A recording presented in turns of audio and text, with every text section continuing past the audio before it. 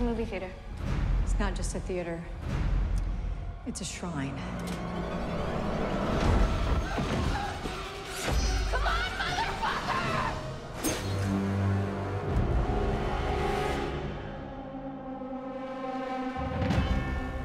When we were in that set, we were in there all day, every day for days, and it took me a long time to see every single drawing, every knife, every robe. Definitely was a walk down memory lane. You just remembered all of it, from the garage door opening, you know, just everybody. Oh yeah, that's how they died. And oh yeah, I forgot about that. And look at that, that's the phone. And it was great. It was really clever to set it in a museum of all the other Screams. Oh, it's just like everything you love so much about being a fan, all the pieces of nostalgia, it made me want to watch all the movies over again. Chad, this is Uncle Randy's.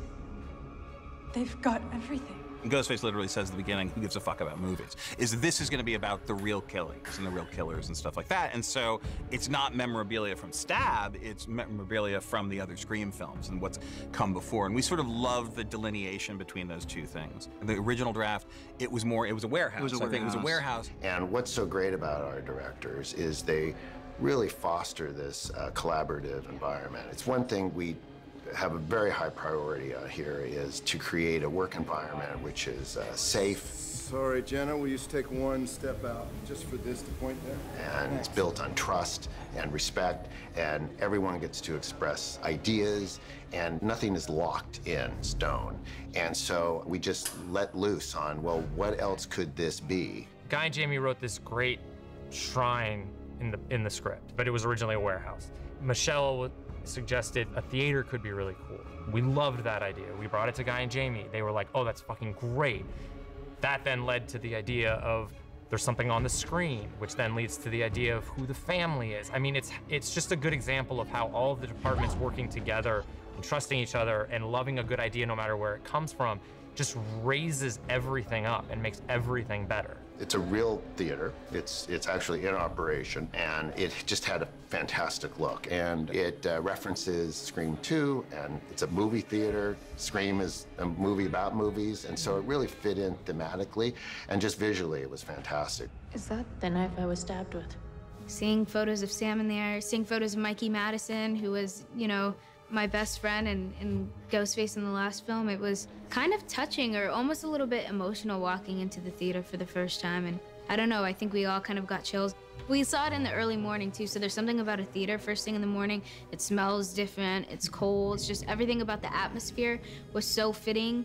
And I think that also anybody who respects the franchise will have great admiration for that set. It's really, really incredible. This place is amazing. Yeah. And to see Courtney in there and to see Courtney as Gail looking at Dewey's stuff, I really felt the legacy and the impact of these films and the importance that they've played to so many people, and it just was creepy. If this were a normal Stab movie, this would be the killer's lair. And I mean, come on, the set designers, they did an incredible job. Props department, it looks amazing in there.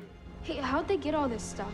We started by doing a list of like all the victims of all the movies, how they were killed, what objects were super recognizable. You know, if you see this rope, you know Casey Baker. If you see this garage door, you think of Tatum. If you see this star, you think of Derek on the cross, or all the books from Gail. We had a sculptor sculpt that green mask that was in Scream 3. Super big, long list, and then we split the work with all the departments. Props took a bunch of things to do, set dressing, had the more background elements, and then costumes came in. Seeing on the stage, like, the 9 ghost faces that have been in the franchise and mannequins, it's just the creepiest. It feels like cultish. So we had to create the original robes from all of them for the museum scenes, and there's a couple of people who sell them on Etsy.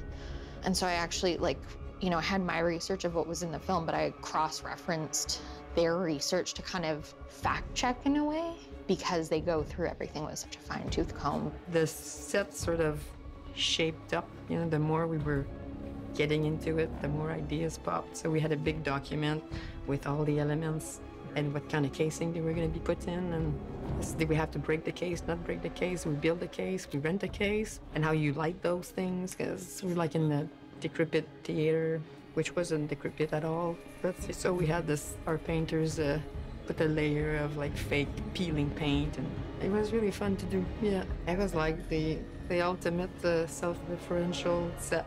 I think it was the most playful experience I had in terms of design. It was just like super rewarding. Production designer Michel Laliberté, and every department from costumes to production design to lighting to rigging, I mean, it is just a feat of production that set became what it is. The level of detail in that set is painstaking. Action. I mean, that was, I think, is the coolest set I've ever been on, period. You know, because obviously I'm a fan of these films. You see like Stu's party robe, which is my personal favorite out of everything. Stu's party robe, iconic. Yeah, we did some fun things in the theater. You know, we talked about that as really a space of reverence. It's a space where, you know, it has artifacts from all the different films, you know, Stab, the film within the film, and, you know, we used some more kind of sweeping crane movements to introduce that space.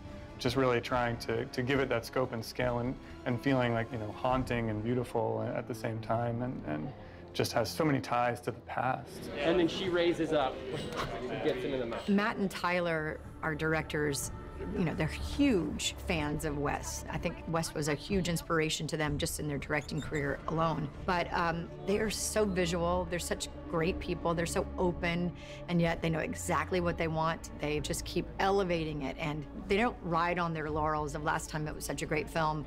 They amped it up in every way. Matt and Tyler make it fun to be an artist. Whatever instruction they give you on set or whatever direction that they have for you, it's always moving the needle forward. I'm always feeling like I'm getting better, and I'm closer to Chad every time I speak to them. So for what it's worth, I think they're great at their jobs.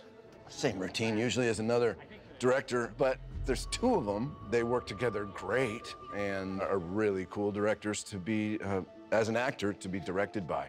And frankly, you know, kept ringing that bell, not make it real, but be a real person, even though, you know, you have to go by some stuff in your head that's utterly preposterous, of course, but that's half the fun, too. Working with Matt and Tyler, it feels very supportive, very collaborative. The way that they approach this is, no, we trust you. We vetted you, we put you through the ringer to get this job, and we trust you now. So give us your input. Let's work on this character. Let's build this character. And that's so special. Being a DP, you know, really like working with directors who welcome your input, welcome your ideas, and collaborate, and that's what they're about. And they're like that not just with me, but with everybody on the crew, which I think is so cool. And I don't know, they just have a great energy and attitude, and you can tell how much they enjoy the process of making movies. Matt and Tyler, the way that they operate sets, I think people tend to like them a lot because they're pretty chill and they know what they want, and they don't make things more complicated than they need to be. The energy that a set has, it always starts from the top, and they have an expectation and a standard on how they want their sets to be run, and it's with respect and with kindness and with love, and that really does show. That is so apparent on the set. Everybody loves each other, everybody is a family, and they set a really high bar for future projects. They really were hell-bent on making sure that we felt like a family, that we felt this togetherness and this camaraderie, and this wasn't just making a movie, this was having a genuine experience that was like unforgettable. I think you just have to constantly remind yourself that the movie doesn't belong to anybody. It belongs to everybody, and that's how you make the best thing. You invite other opinions, you invite collaboration into the process from day one. You gotta tell him, Nico. For me, it's more the experience that I have on a job rather than the output, because, you know, obviously we all want to make a really good movie, but ultimately no one can take that experience away from me. So it's really, really wonderful to see the people that you love succeed, but then also to have such a successful experience and that translate onto screen. It's so far the most fun I've had on a set. Sorry, James Cameron. But yeah, it's the most fun I've had on a set because it's like, been a fan.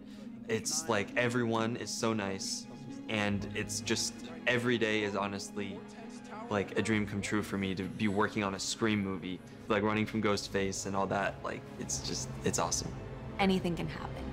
And Ghostface is almost this like supernatural, undefeatable person until they take off that mask. If we're fortunate enough to make another one, it could go anywhere. Sam. Coming?